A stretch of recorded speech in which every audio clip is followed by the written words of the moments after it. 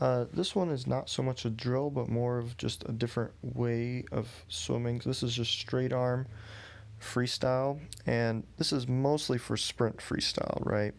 And as kids get older, you might want to develop a couple different varieties of their freestyle. They might have a high elbow variety for long distance, like 200 events, 100 event, and then for shorter distances, like the 50 and such, um, you may want to experiment with straight arm freestyle.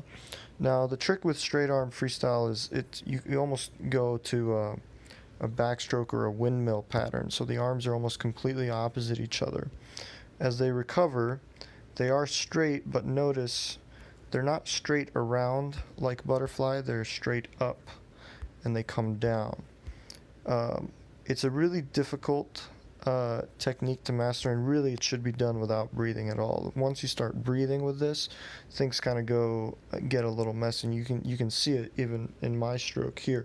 So these first couple strokes without breathing, because you want to get the shoulder up out of the water, and it becomes harder once you start breathing, and the timing gets off. But the idea is we reach as far out in front of us as we can, and even though it's a sprint stroke, I like to get my swimmers to still rotate side to side,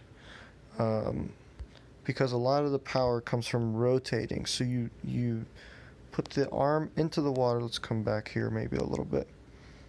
So the arm comes around, it gets into the water, and even now there's still a split second forward motion, and you anchor the arm and really use the hips to rotate and pull through, and that's where the power comes from. If you just try to use your arms, if you try to stay flat and use your arms, it's kind of like doing pull-ups without using your legs. It's a lot more difficult. But if you use your whole body, your hips and your legs, to connect your arms and your legs, I think it can be a much more powerful stroke. So maybe just something else to fiddle with later on in the season or with older kids.